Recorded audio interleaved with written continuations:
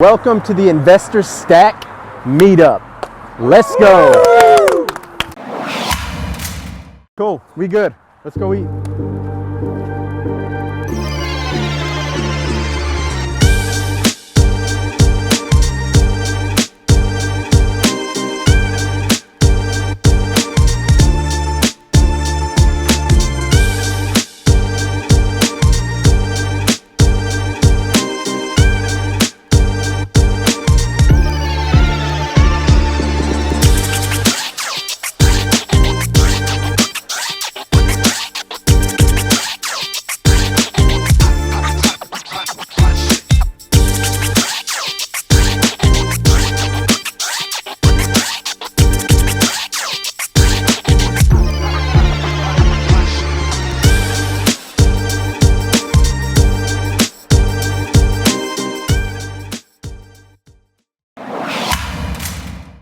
Catch this insider info. That'd be some good stuff. So everybody know Richmond Mall? Yeah. So there's a little sector of multifamily right behind there. Duplexes and triplexes, etc. We got a lead about a year and a half ago to a seller that really just didn't know what he had. And he basically told me, man, if I could just get $100,000 for this, it'd be awesome. So I recognized right out the chute that the guy didn't really need the money, and that's important in owner finance situations. The pitch is kind of like, hey, if I think I can pay you more if I can pay you over time, right? Miles is good at this, right? And so I lowballed a cash offer at like 65, 70 grand, and then made the other two offers I made owner finance offers, but they were much higher. So he ended up, most people, if you give them three options, they're gonna take the middle one, right?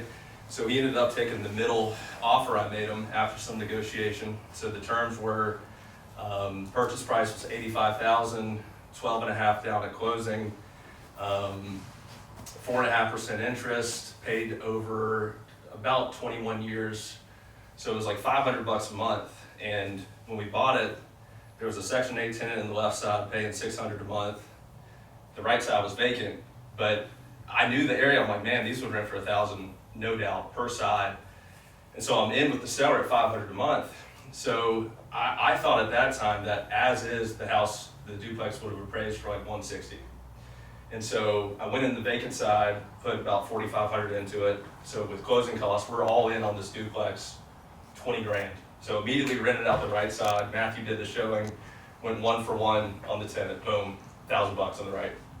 Went to Section 8, renegotiated the rent with them, got it up to $895, which I'm fine with, losing out on $100 because Doretta, she's a watchdog. She takes care of the house. That's gold. And so went about a year and a half. Our remaining mortgage, right? So $85,000 purchase price, 12.5 down. I owe the seller $72,500 paid back over 21 years.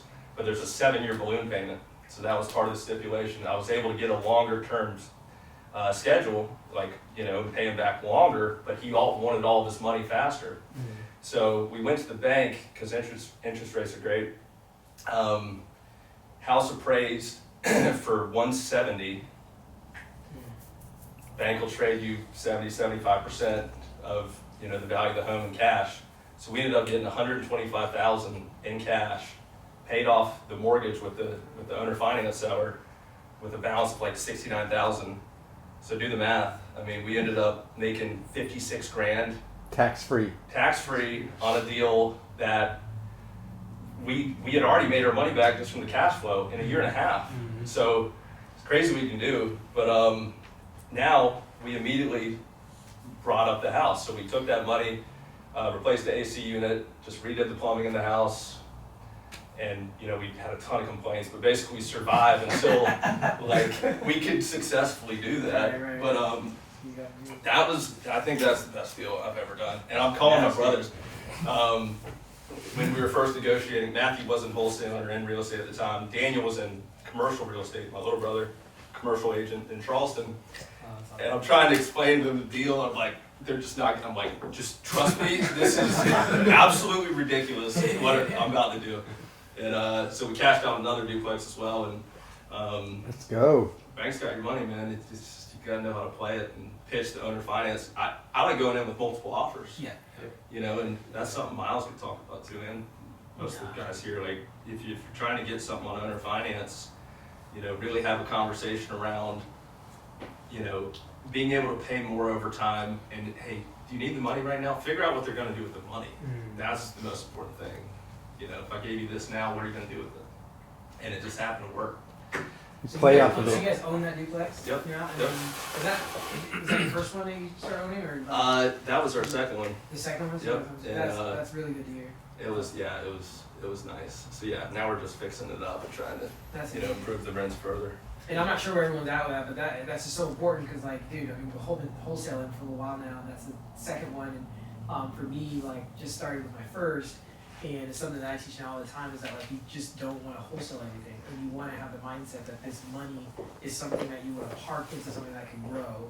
And there's a lot of guys that wholesale is getting a lot of attention right now. It's really exciting. You can make all kinds of money, but even if you made 40 grand on a deal, as soon as you receive that 40,000, if it doesn't move into anything that can either grow passively or earn anything, it automatically is a ticking time bomb that goes to zero. I look at any check that I receive, whether it's 30 grand, 40 grand, 50, 20, I look at it, it is a ticking time bomb to go to zero unless I put it into something that can grow.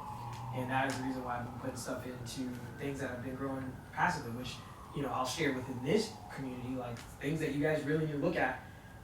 You don't need to be a social media guru if you don't want to be, but there is a lot of power in things like YouTube channels. There is a lot of power in like building a community. Like even just the past month, literally last month, I just started a small community just helping people land their first deal, and it's grown into $2 grand a month, just out of just like a private Facebook group. It's amazing. And that just right now is started showing me like, man, if there's 100 people in this, that's not a lot of guys. I mean, just imagine how I'm doing right now. 100 is not like a crazy amount of people, No. especially if you're on social. At $100 a month, which is what it is for the program, which is super cheap compared to what's out there.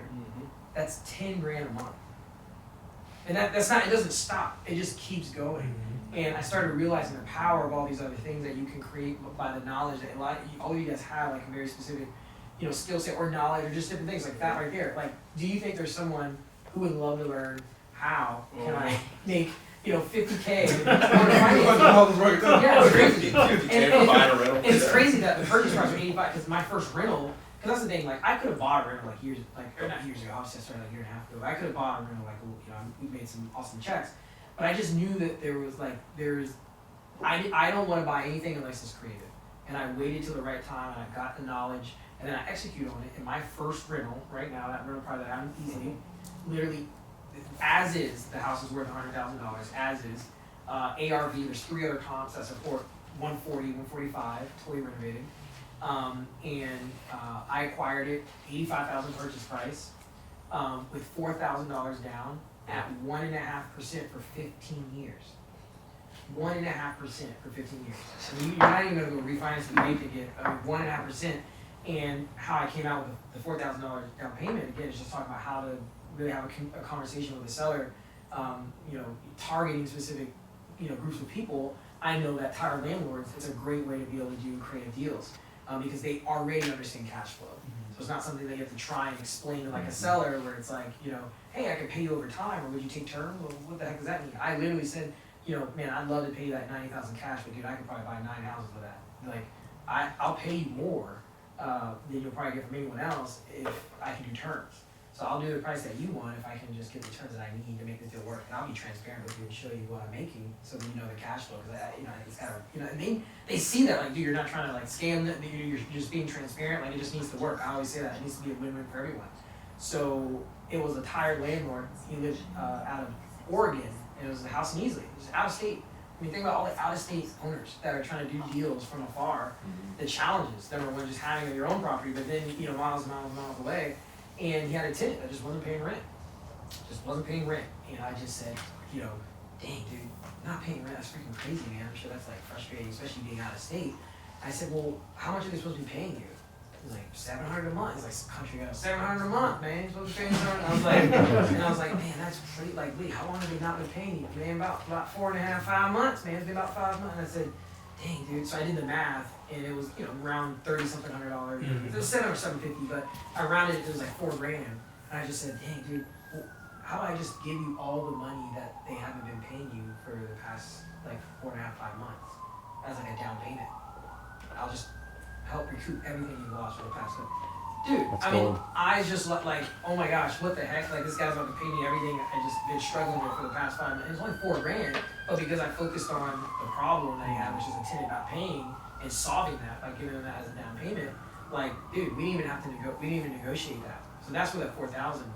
Now he wanted a 30-year term, and then the numbers didn't work out, and that's why it's just important to be transparent with him, because I had bank rate right up, and I was showing him.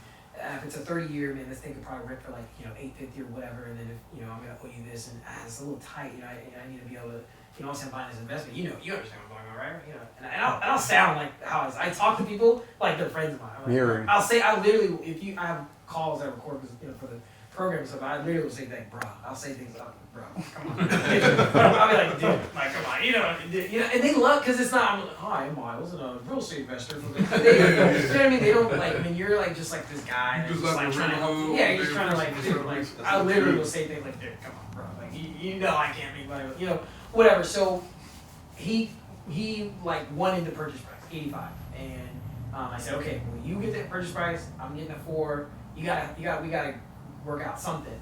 And he didn't want to move from 15 years, because I originally offered that 30, which I'll kind of go back in a second, because he offered first, actually, before I even gave him that.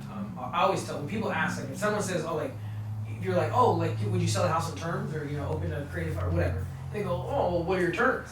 My very next answer is, like, you tell me. Or you let me know. I want to make this thing work for you. You tell me, what do you want? And that's the best way to go backwards, rather than trying to come up with an offer than that. You let them tell you what it is that they want in terms, and then you show them why you really need X. But anyway, so he wanted 15 years. I really wanted 30, because the payments were a little bit, obviously a little bit higher. And at 15, so I said, all right, well, you're going to get your 15, you're going to get your purchase price. Like, you got to work with me on the interest rate at least, like, and that's how I got down to 1.5%. Because I originally offered him 1% interest, and he was like, dude, I'm not. Sometimes just don't even say interest. Yeah. Well, what's funny is when I told him to give me his terms, he had interest in there. Yeah. So I couldn't, I couldn't work with like no interest. Like, he was like, dude, he knew that was just gonna be way too good of a deal. Clean 700. Right. He's like, you're crazy. So I said, I mean, well, dude, 1.5, like, come on, that you're getting your year to go 1.5. That's about as high as I'll be able to get with that. And he's like, I don't care. I want my 15 years. I want 85. And dude, so yeah, I mean, I bought the rental. I paid no money, so I didn't actually have a down payment of 4,000. Because there's another thing is you really want to start working on private money, raising private money, obviously, is huge. Like, it's just crazy. Like, I mean, I don't come from real estate. I don't come from money. My parents were like, own their own car. Like, I don't come from that. But I was able to buy my first fix and flip over $118,000 from a person named Erin, which not even go to that story, but basically she lent me everything. So it was just like full purchase price, rehab, no points, none of that. Just private money. We closed. She wired the $76,500 and then wired the other $40,000 into my account to do the flip and everything like that. But private money is really awesome. So for that 4,000, I mean, of course, I had the $4,000 to just put down, but why do that if you can use someone else's money and give them value? But it's only 4,000. So what I did is as I've been raising private money, like month to month, I've been raising private money for like 5-6 months now, and I only needed $4,000 really, because the house was rent. I mean, they're already renter in there. They just weren't paying. So I had a friend of mine, Teresa, who's a ICU nurse, and she's been wanting to get into like being a private money lender, but also because I put that out there, which is another reason why I'm saying social media really is important. Like, you need to start like creating some kind of presence. You don't have to be this guru, but just be someone who's sharing your journey. Like, even for me, I mean, I'm just sharing my journey, wins, fails. You don't have to be this expert or anything like that. But anyway, she saw, because one day I posted, I was like, hey, I'm trying to buy real estate, you guys see I'm doing things, I'm trying to buy more, like, would love to partner with any of you guys that have just extra money that you want to put to work, just earn income or whatever. Had all these people reaching out and DM. So she was one of them, and I've done, I don't know, probably around 400, close to 400,000 in private money now. But there are a lot of people that are like 5K, 10K. Some people are lower, they got like 10K or 5K. You can't really buy a house and do a whole thing, 5,000, 10,000. But you can, right? Because obviously this rental property, I only needed $4,000 down. So basically, I worked with Teresa and gave her the vision that wow, you're actually not even have to put 50K or 100K as a private money lender. You can start with just like $5,000, and I will help you learn the process so you can feel much more comfortable doing bigger deals. He's like, oh wow, it totally makes sense. I was like, yeah, so just, dude, I got a deal right now. I mean, really, all I need like $5,000, and we'll do a whole note, create a promissory note. You understand, create a promissory note, deed of trust, the whole deal. We'll go through closing attorney, Aaron Culbertson, if I use in Greenville, and we'll walk you through the whole process. You'll learn everything. So you basically you're still gonna get paid. It's not gonna be crazy, but at least you'll be able to do a transaction, become a private money lender officially, and of course they feel so great, like, oh, this is gonna happen, and which with not as much risk. So basically my monthly to her is like $16. And when I closed on the deal, I got a check for $492 because I only owed X amount, and she lent, the $5,000, and then I used that $492 to clean the house, and basically just get it ready for rent, which Jessica actually is a renter. She's renting. She's actually, their contract starts now on November, and she wants to move in on December 1st. But we locked her in to do prorated now, November, and then she can just physically move in December. So I still won't have to pay out of anything when that payment comes up for November. But then, and I use the money that actually I got paid at closing, right? So I mean, a lot of times you free money closing, get paid at closing was cool. So that was dope. But anyway, I mean, it's right by. I don't know if you know anything about Easily, the silos. I mean, it's walking distance to this really awesome. I mean, it's just a great property. I mean, Anyway, that's another concept of just like thinking about how you can build your business to just start getting creative with owning assets. So, Starting with nothing, right? You don't have to have money to start. You just got to have vision, hustle, right? Yeah. Got to be anxious enough to learn. Yeah. That's the main thing, right? Yeah. Learn and then act. Yeah. A lot of people get caught up in that analysis paralysis, like, hey, I need to take all this in. I need to be an expert before I get started. Well, they get so caught up in reading the book and trying to be an expert for 2-3 years that they never get started. And then you got so much information in your mind that you're not doing anything with. It's just sitting there rotting, taking up space, right? Yep. That's golden. Dude, our good buddy Wes Knight was just on Max Maxwell's podcast, which is wild. But he said something in there, like we're talking about learning it, right? Max asked him something about what would you recommend to a new wholesaler. Wes was like 2 things, proximity and obsession. So if you want to get into this, get around people that are doing it. Like the way I was able to make that offer, I didn't know what the heck I was doing. Proximity to somebody that did, right? I went talked to Adam Johnson, our good buddy, right, my mentor. Broke it down with him. If I didn't have him, I wouldn't have had the thought to make the offer, right? He's like, man, does he need the money? I'm like, no. He's like, well, this is what you should do. It wasn't all in my brain, right? So like, if you're trying to get into this type of stuff, just find people that are doing it better instead of trying to, who, not how, right? Yep. Yeah. That's it. It's like, you don't have to, you're not going to learn how to swim in a book, Yeah.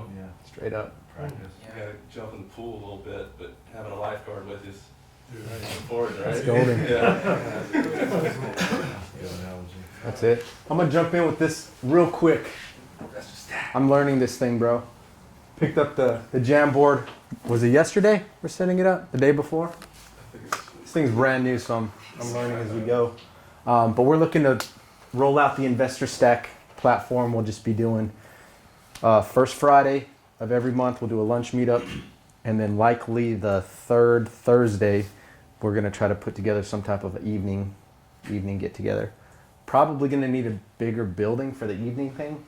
I'm thinking this lunch group will keep as like a core, smaller, 10, 12 group. We get together, talk strategies, really just help one another level up. Brainstorming, right? But really, like you guys were saying, like community. What's the one thing that entrepreneurs in many cases are lacking when they're solopreneurs? Community. Bro, this is a lonely freaking venture, right? In the trenches, sitting at a computer screen, trying to figure it out. But again, I could have saved myself so much time by surrounding myself with people that could lock arms together. We go out there, we learn, we go into battle together, right? Celebrate our wins. That's why the power of a mastermind. Had the opportunity to get invited out with these guys to beat the sun up. Like proximity, guys. The power lives inside of this circle, right? It's not all in the strategies, it's not in the money, bro, but it's how do you acquire knowledge between one another, right? And use these creative ideas to really cast a vision moving forward. So So I figured we'd just kind of take some notes. Like, what do you guys see the biggest power plays with leveraging network? My entire business model is based off relationship. So would you say opportunities? Yes. Yeah. What's the Relationships. most important? Yeah, So just man, relationships. Relationships and You never know who you might meet inside of one of these rooms, right? exactly. Yeah. What the? No, free throw. You guys could be sitting next to, gazillionaire, the next Jeff Bezos, right? But literally, like, we help one another sharpen the sword, right? What did Benjamin Franklin say? Like, if I'm going to go chop down, or Abe Lincoln, if I'm going to chop down a tree, I'm going to spend the first 3 hours sharpening the axe, right? We got to sharpen up, come together, figure out how we can all elevate, right? Okay, we're doing $50,000 months, $100,000 months. How do we 10x that? How do we start hitting $1 million months, right? Like, it's possible. And once you open up your mindset to the possibilities around you, like what Miles is doing with that membership economy, helping people grow, he's making $2,000 a month, right? To put that in perspective, you'd probably have to have 3 doors to make $2,000 a month. Because let's $1,000 a month that's gold. But let's incorporate annual property taxes, insurance, vacancies, repairs. That $1,000 you might be netting $600 if you're lucky, right? But straight adding value, building community around a vision, man, like that is gold. With what they're rolling out with this new metaverse, I don't know how many of you guys have heard about that. It's weird, completely digital augmented reality that they're creating in some other dimension, right? That's a story for another day, right?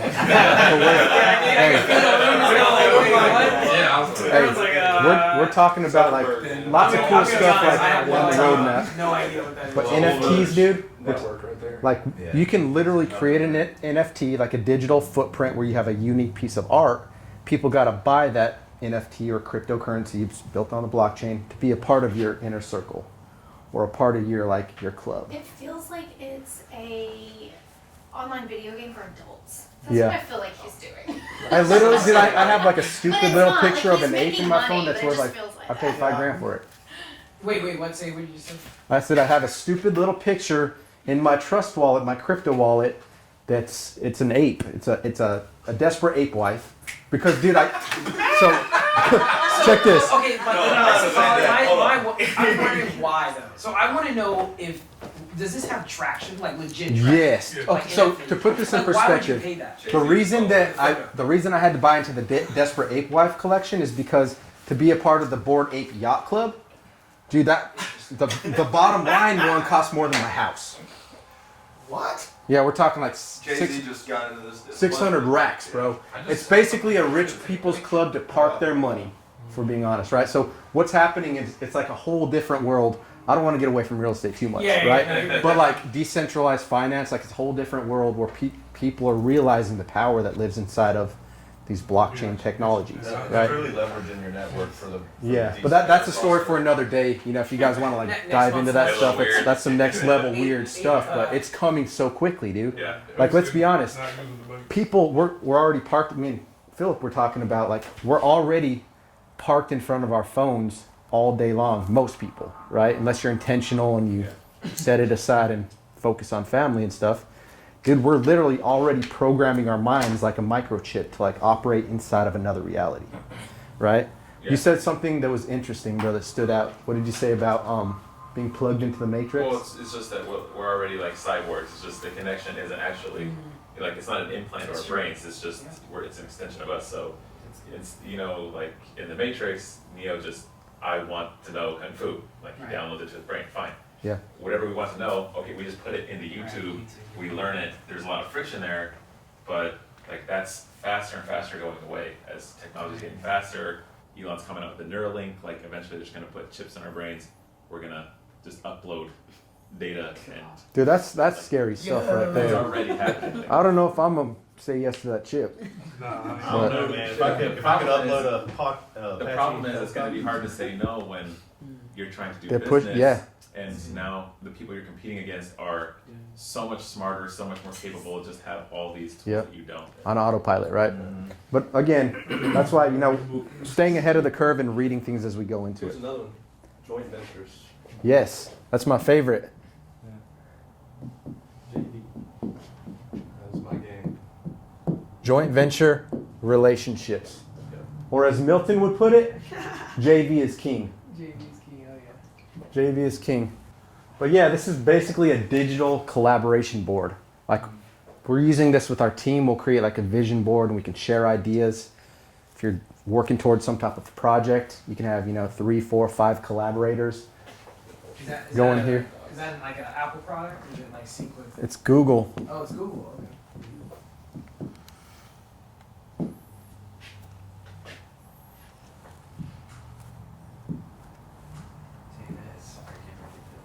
Wow.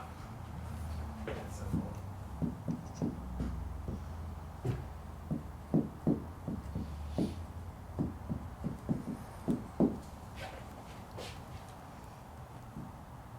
Yeah. So anyways, let's get back to where we were before the board started messing up. So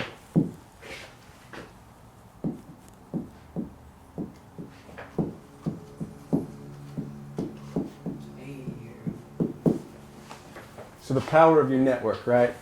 Andrew said JV relationships.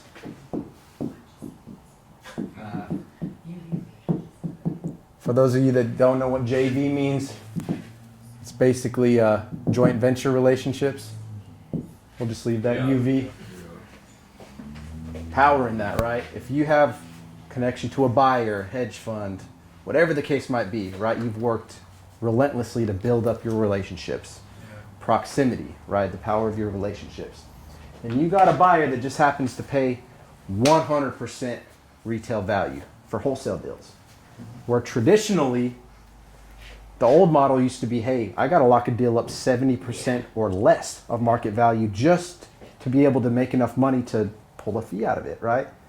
But the game is changing, right? The game is changing so quick that we'll go here with it, right? Let's talk about the market shift. So we got COVID-19 that really just rocked our world, right? Came in, changed the entire way that we live life, right? Put people inside of their houses, were freaked out, didn't have the opportunity to connect, have community, associate, where we're human beings, we're built for community, right? And then we got all this money that's being printed, right? Sleepy Joe and the administration, whatever the case is, right? COVID relief funding, right? So smart investors, smart people see, whoa, government's giving away like free money right now. I've heard some stats that 40% of all dollars in circulation were printed 2020 alone, right? So we know we're coming into an inflationary scenario. Value of a dollar is going down, right? So going back to where Miles is going, hey, don't just make this money, right? If Andrew cashed out of that duplex 2-3 years ago, that money would be gone, right? Buying food, paying marketing, paying employees, that money is no longer serving you, right? It's gone. It's out the door. But where I'm going with this, right, is how do we see what's going on in this market, right? How do we leverage what's going on with the market shift, all the liquidity, all the money that's pumping into the economy, right? Reverse engineer it, right? Follow the money. Where is it being dispersed? Who's buying? Who's paying higher prices than anybody else, right? Hedge funds. Hedge funds, right? You got the rise of like OfferPad, Open Door. Zillow was buying, but they grew too big for their own britches, right? So they had to pause the home buying business because their strategy wasn't working. They got plenty of liquidity. They're not worried about it, right? It's just kind of fighting for more market share. But again, I mean, you guys know that OfferPad and Open Door are in Colombia now, right? Oh, wow. That's crazy stuff, dude. You got big institutional money that's pumping into it. So what's happening, right? We see this. And it's important as investors to be able to pivot, right? How do we see what's going on in the outside world? And instead of having to react to situations when we get hit with inflation next year, how do we stay proactive and try to stay ahead of the curve, right? How do you play 2, 3, 4 moves ahead instead of just going on this hamster wheel, looking for our next deal, you know, playing that game? But really what it comes down to, guys, is just investing in assets. Commodities are the play. Real estate, cryptocurrency. But the main key I really just want to press is mastering that pivot, right? For you basketball players, like, see what's going on, right? Don't just have your one trick pony, your wholesale, one quick, one out type of deal, but start thinking long term. How do we leverage one another's knowledge? How do we leverage this network? One, in order to help one another grow, introduce one another to different circles, different communities, right? But so that we don't end on the other side of this separation of wealth. Because we're looking at the largest separation of wealth in what? In history right now? Like literally the smart financial minds, it's like a suction cup sucking all the money out of the economy, while all this, you know, free government money, people that aren't thinking long term, we're buying Jordans, new cars, you know, things that don't appreciate in value, right? So start playing the long term game.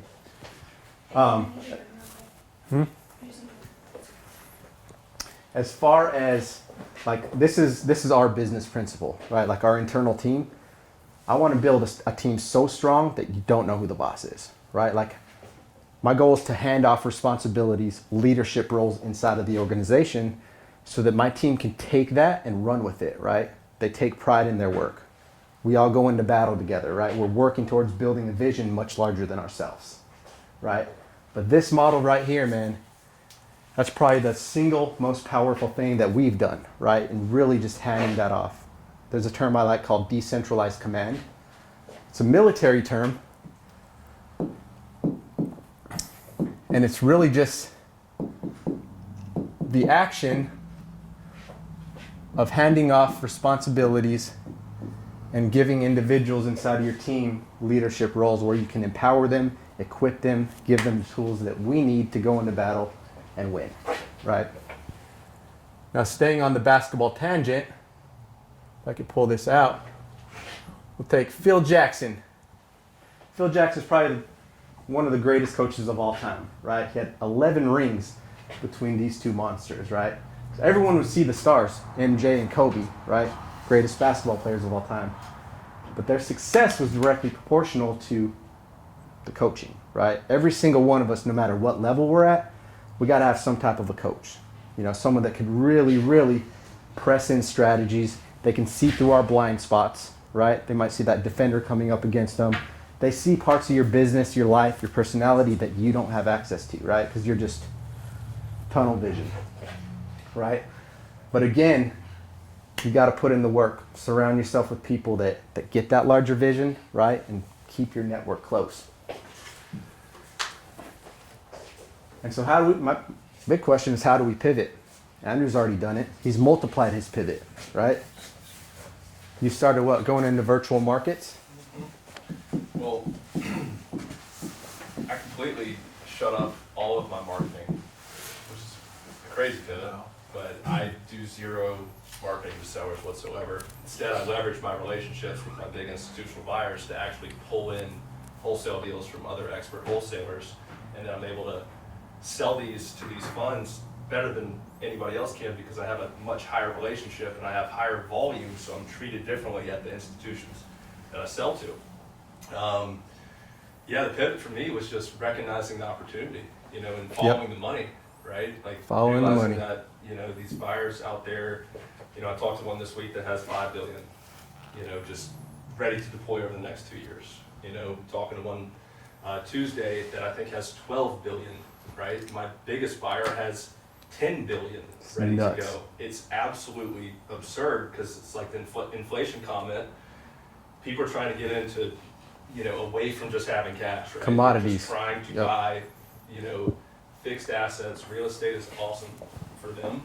But yeah, I think that combined with Miles getting me in shape kind of opened my mind to really the possibility of what's happening. And, you know, with us, it's just plugging somebody that is really good at acquisitions into a system that closes the entire deal for you, Yep. right? And then offering acquisitions training on how to build your own team. And that's the business model that we do. I'm curious what that looks like on the back. Me and Andrew's model is almost identical. Yeah. Like very, very similar. I'm sure there's some different twists. Like I think you're heavier on building out like the wording and standard stuff where I'll record a video Sure. and create these things. We do like one weekly strategy call where we got all the partners on the call.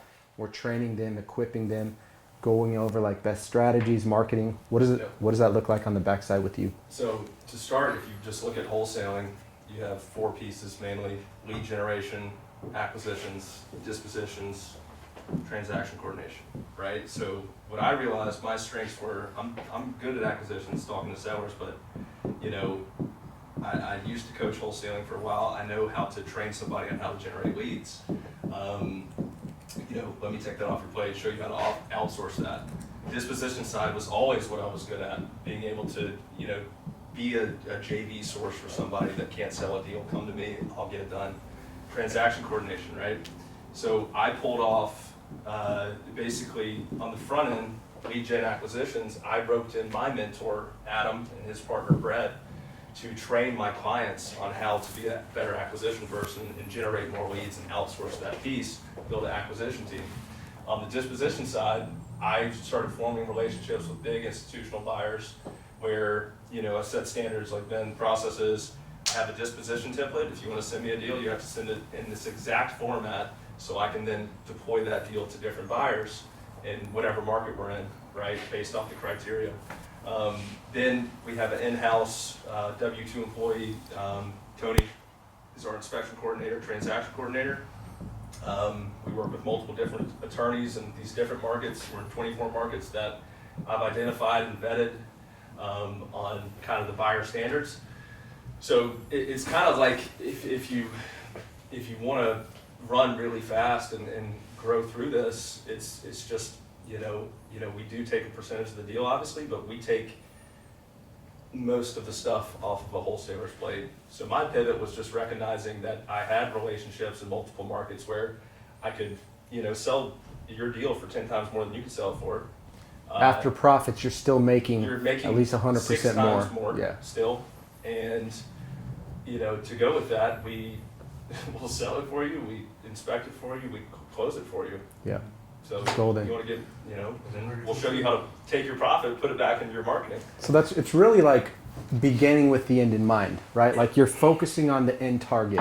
You know exactly what your big heavy buyers are willing to pay, and you know exactly what type of a blueprint they need to buy, right? So if it's a 2-bed, 1-bath, 800 square feet or greater in Metro Atlanta, Jacksonville, Orlando, or whatever markets you may be operating, all you got to do is reverse engineer that data, that output that you already have, stack it into the marketing process, you know, for the people that are doing acquisitions like cold calling, text blasting, if you're running PPC campaigns, direct mail, like you can break all that information down, release it in the marketing, you know exactly what you're looking for, Yeah. right? You're not wasting time spinning wheels on distressed wholesale deals, right?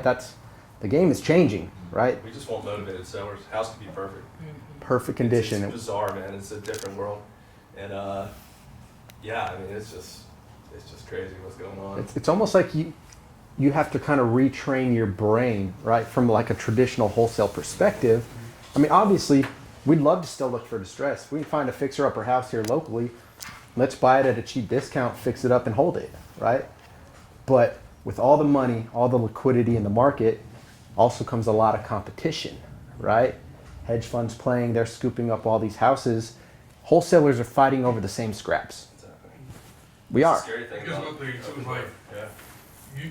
obviously you have to, how do you approach a seller that when you know like the price doesn't matter, but you know how do you handle that conversation? Again, hey, I'll give you full price. Talk to Matthew about that. Yeah. Like, he's the acquisition piece of this whole equation, and it's difficult when you're on the phone with somebody because you know that you can give them what they want. That's my biggest thing. Is like, How do you get around it, Matthew? Because you always want to negotiate a little bit, but Yeah, exactly. It kind of depends, you know. Sometimes it's funny, you know, you'll be sitting there and know you have equity in the deal. It's like, I can even give you more than that right off the bat, but it freaks people out sometimes to be able to give them more than what they originally asked for, to where they're kind of like, what's the catch? This is too good to be true, sort of. it can't be real. But I mean, Yeah. honestly, what I've sort of realized is I still, even if I can give them what I want or what they want, I still try to negotiate with them and go down, just because that's the natural progression of any deal. You know, they're expecting you to do that.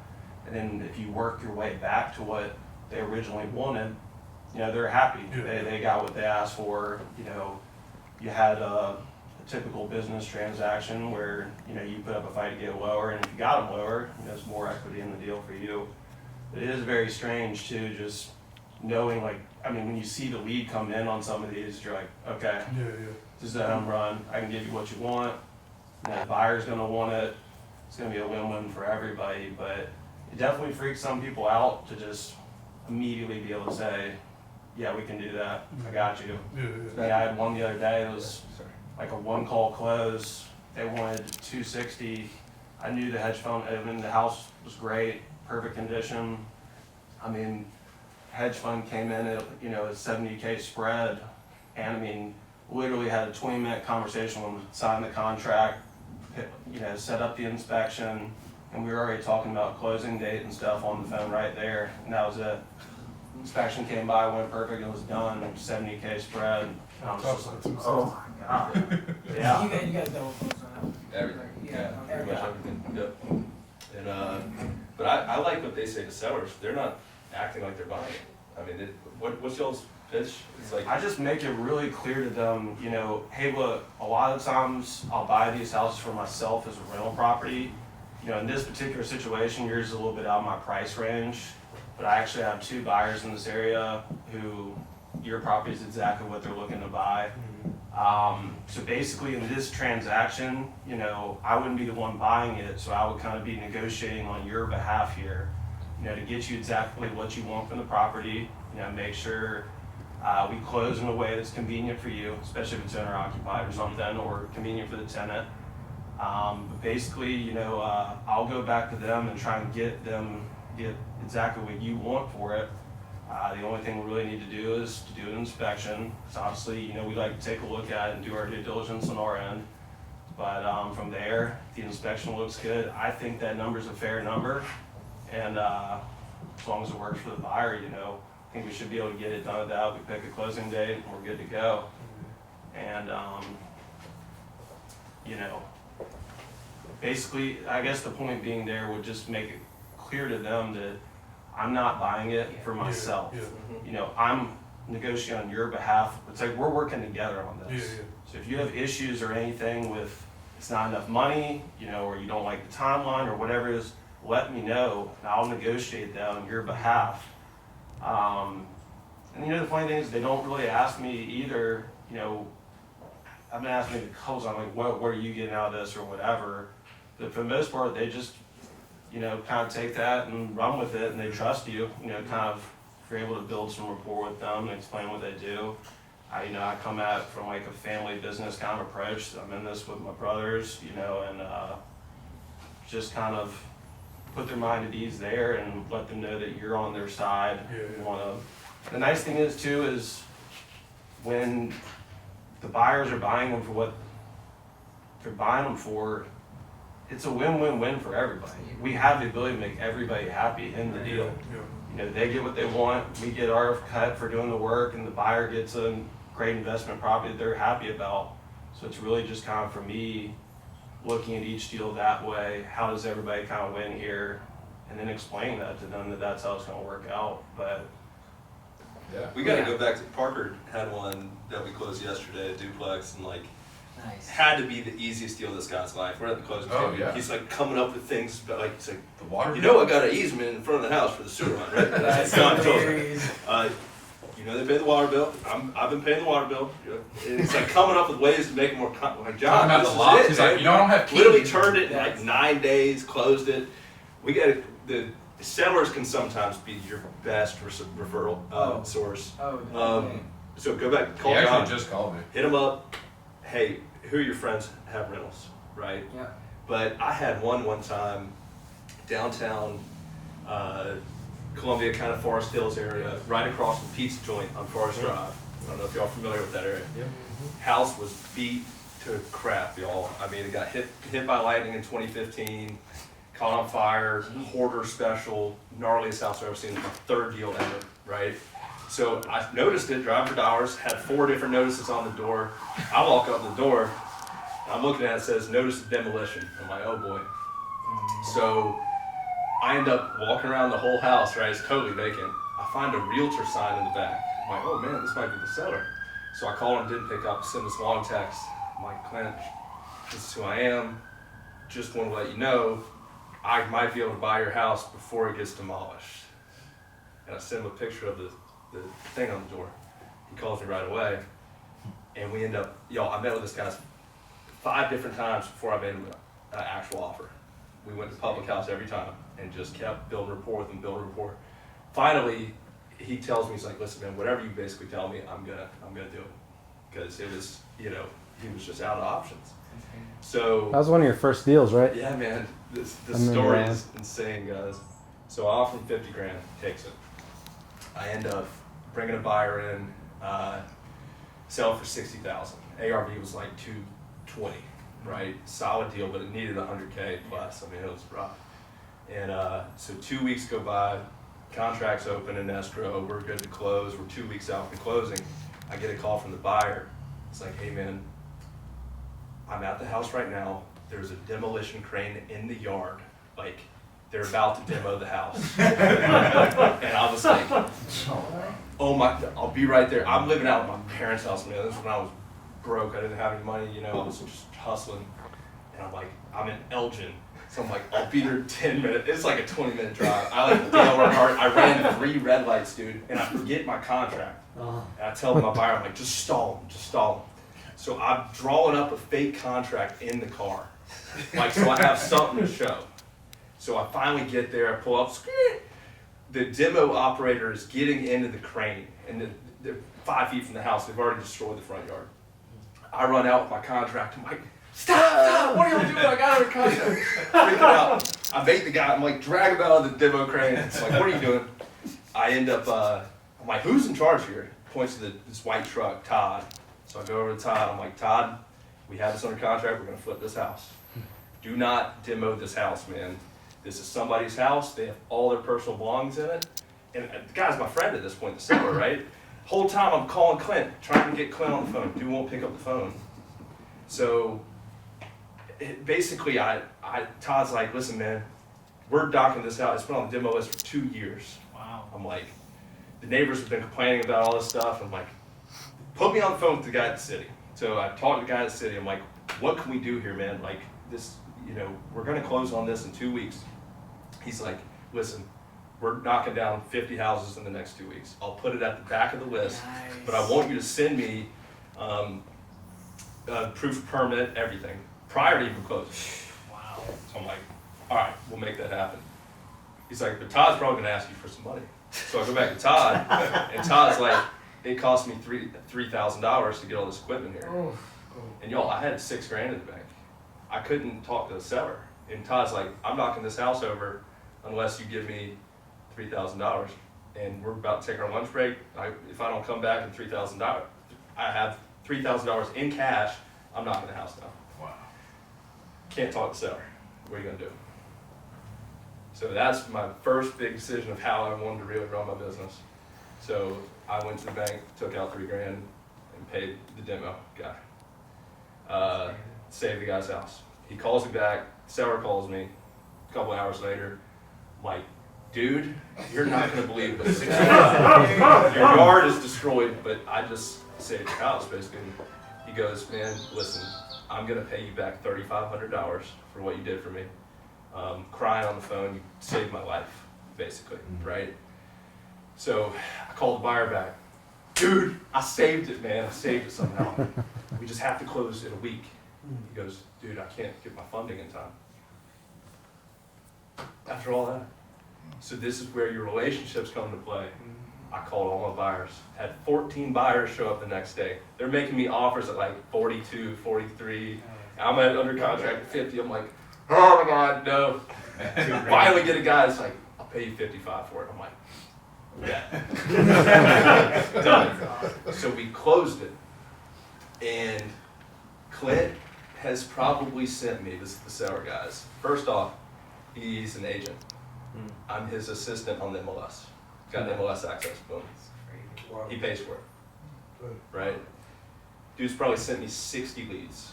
Closed 8 houses from this guy. From one seller, because I did what nobody else would do, which was like, the guy was crazy, y'all. I mean, I'm talking like weird, crazy, like lizard-looking white dude with a ponytail, like crazy. So I'm serious, the creepiest dude I've ever seen. But it's just like going out of your way for people. Like that's honestly what sets you apart. Like in wholesaling, you just find like gets a bad rap for a reason, you know. But there's such an important space for genuine people, you know, and like that's how you really set yourself apart. Is instead of going into a house with commission breath, like every other wholesaler going in, man, I know I can make 15K off this deal. You go in trying to solve somebody's problem, right? You take them to lunch 5 times straight before making them an offer. That's where you really start making money, is when you're not trying to make money. Almost you're just trying to help somebody. You know, but like sellers can be your best lead source by far. So like when you're making your calls and you're on the phone with even a warm lead, only focus on how you can solve their problem. You forget everything else. Yeah. That's the freaking key, man. But that, y'all, third deal ever, that was like a $50,000 seminar that I went to right there. Dude, you had some heavy hitters your first deal. Dude. First deal he almost ever did was a lake house. Oh, wow. That was the craziest deal. Ben came out of nowhere with that. Some buyer from I brought a Singapore investor. Hey,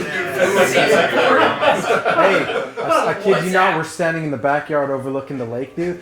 And that sucker, the Singapore dude, he smelled blood in the water, bro. Like you could tell he was a freaking shark, This is my dude. first deal ever. This is so bad. Came in like heavily negotiating Yo, Drew, bro. I'm like in the backyard, like literally just First first deal. deal ever, have no idea what I'm doing. I start the negotiation, I see Ben. I'm like, it's on YouTube right now. Wholesaling a lake house. Go on. And Ben talking to this guy from Singapore. I'm like so green. I'm like, man, we Dude, straight. literally $385,000 lake house. We got it a verbal on it for $389. Or it was like a $3,000 deal on a $400K property. Y'all, my dad lives on that lake, right? Call my dad. Dude, we did it, man. We got it sold. This guy from Singapore, he's gonna turn it into an Airbnb. My dad's on the HOA committee. He's like, no, he's effing 9. We just moved here to go, like, get the whole HOA, the whole neighborhood pissed off at me. I'm like, literally, y'all, I put my life in this deal. Dad. For my $1,500 that I was gonna split with Ben. I'm like, you're paying me $3,000, man. I swear, you're paying me $3,000. I'm selling it to him, man. So we got this whole thing, but that was my first deal that we didn't even close. Oh, Dude, y'all. it's so crazy. Oh, Some of wow. like the earlier deals, they're like Dude. so wild. I don't think none of our deals so far have been easy at all. Oh, Dude. I haven't had any Wait, what? easy You deals. had a lady blow up. Well, you said you haven't done haven't No, done any easy. so we started about 2 years. We done about about 6 or 7 deals. But we still work 9 to 5s. But we still trying, hustle when we can till we get to that point. I don't think any of our deals have been easy. Easy. Like, Dude, every none of freaking them one have has been title issues, probate issues. We Lined come up a to buyer. wholesaling with all the bad stories. so If you hear it on podcasts, you're like, oh, that sucks. I And haven't, here we are, yeah. 6 deals, 7 Yeah, I've deals had in. maybe one title issue, and then even that one, the guy was Oh, that like, he is- still took it. It was David. You got deals, he still bought it because I learned that from him. Apparently, like some of the title issues can literally like fall off after a certain amount. I didn't know that until he told me that, and he was willing to buy it without titles. Yeah. That was crazy. But that's crazy. The one the lady blow up. Dude, literally like Lord. Yeah. 2 days before closing, 2 days. the seller smoking on her oxygen tank, dude, freaking blew herself up. Wait, Kid are you you? not. Oh, you're literally blew up. So check this out. This was No. how long did this go on? This was about 5 months, right? Yeah. So it was a follow-up. Oh my God. Running Facebook ads. It's like I ended up taking a course.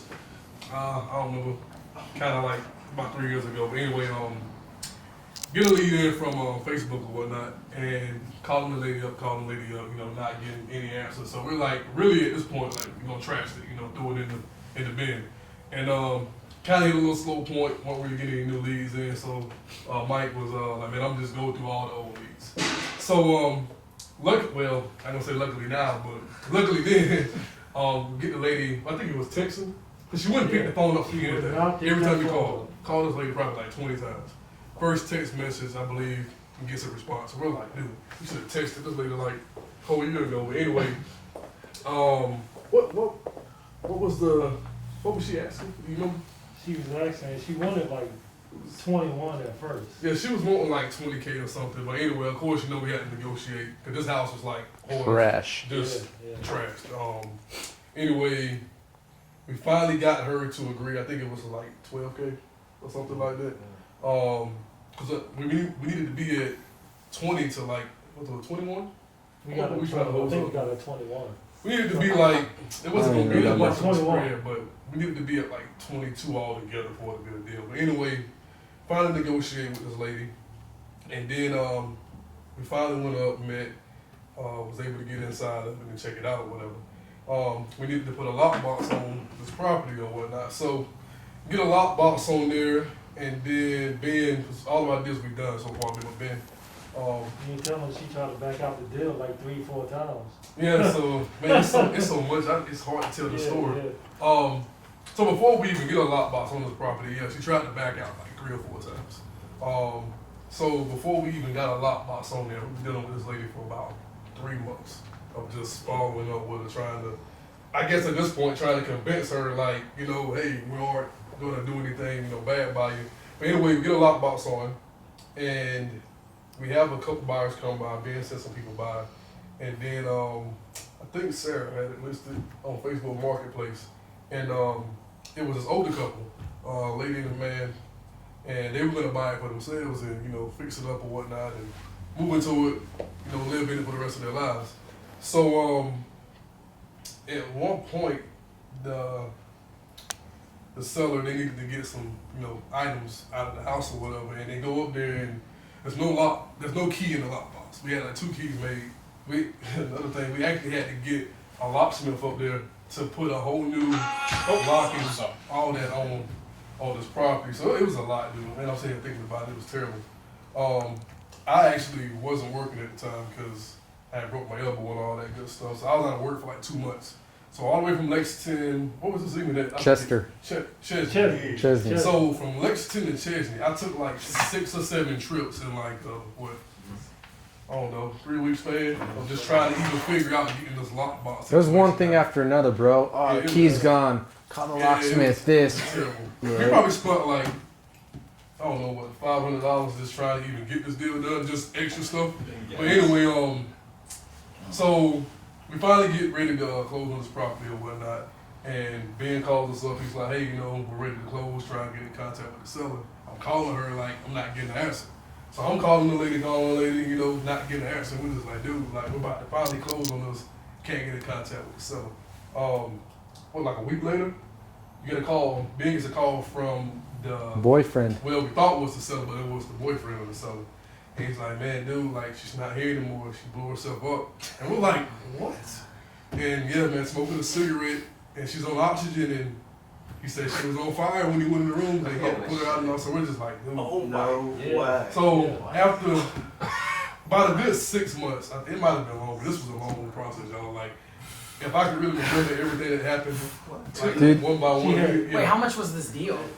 So this is the Like, thing. did you guys end up closing it? No. No, we Oh, didn't. never ended up But closing. we found another buyer for it, but he was new to it, and so he didn't want to buy it from us.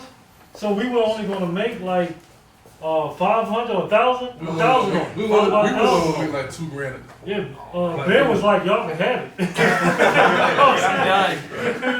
You know, but she was going to lose the house for taxes Yeah, in 'cause- December, and this was November. and we found out before we even got like into finding the actual buyer. Another thing was when the title work came back, it was how many different areas? 5 years. It was about 5 or 6 Oh different areas on this my property. gosh. Each 5 had a years. judgment against them on Oh this my, property. Yup. it's And plus taxes. Yeah, She so owed it back was- taxes. We got the buyer, the potential buyer, the one that blew herself up to pay the taxes. They were gonna pay the taxes. that's Yeah, it. it's Yeah. like- gotta walk away from some of them. Yeah. Right. I'm very much okay with Look, walking oh, away. man, no. Yeah. What, guys, I gotta head out of here. I gotta head back for my baby. But one thing I would love to leave you guys, just any other last applicable thing, just something you can try and do and implement is like one of the things that I do, because I was going back, we were talking about these stories and whatnot, and somehow some of our early deals are so great. So one lady, I remember her, Sheila Rogers, that was the first time I'd been in wholesale for probably like, I think 5 months at that time. And I had done like, 10 grand, 11 grand, I think I did another 9 grand. She was the first time I had done $35,000 in one deal, which was crazy, and that was my highest deal, but then I ended up doing another deal with her again at $45,000 a couple months, actually right after I got out of my accident. And it was simply because I just kept the relationship with them. So it's something that I do with a lot of the sellers that I've wholesale properties from. I immediately just ask for their mailing address, and I have a Google Doc. And as soon as they just tell me, I just copy and paste it in Google Doc. So I don't have to try and remember or write it down somewhere. I just have it in Google Doc, and you can access it anywhere. So what I'll do is randomly throughout the week, like I'm doing that this week with like 3 or 4 people in the Google Doc, I just choose a few of them and I'll just send them out like a little card or a letter or something. Just, hey, just wanted to catch up with you.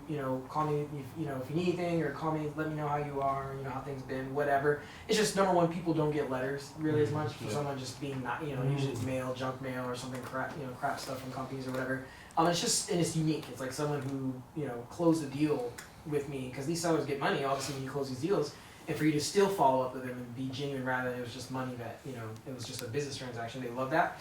And that's actually why I ended up doing the second deal with her, because I did that with her. I've been doing stuff like this for a long time. I just love trying to keep up with people, build relationships. And she was wanting to move out of her actual home. So I wholesaled the house she inherited, but then she was trying to, and this was in Piedmont, South Carolina, and it was a big, huge house. And this was like her personal home, and she kind of made a joke, and she was like, honestly, she's like, I'm looking at, I need to move out of this thing, like, do you want to buy it? And I was like, are you being serious? And she's like, yeah, I mean, kind of, pretty much, yeah, would you buy it? And then it was like a whole journey of like, oh my gosh, like we're about to wholesale her house. So anyway, I ended up finding a buyer for it and made like $45K on that one too. So just from the same, just because I kept in touch. A lot of these deals will do, like we just never talk to these sellers anymore. But you keep in touch with them, dude. It's golden. ROI that's infinite, because it's like you did maybe a little bit of marketing or did something for that one deal, and to keep doing deals, you didn't have to redo, it's all just free after that. It's just, if you keep up that relationship though, it's just, it continues to like reward you over time. So anyway, just a small little thing that you can start doing is just get mailing addresses for people, put in a Google Doc, and then just randomly send mail to people as like a letter or something nice. It'll pay you over time. But anyway, dude, it was great meeting you guys. Please let me. I want to get in contact with a lot of you guys, so get my information. Oh heck yeah. Get in touch. Heck yeah. Oh no way. Cool. Dude, my man. Always appreciate you. Thank you so much. Likewise, bro. Get out of here soon. Appreciate you making the trip. Link up soon, man.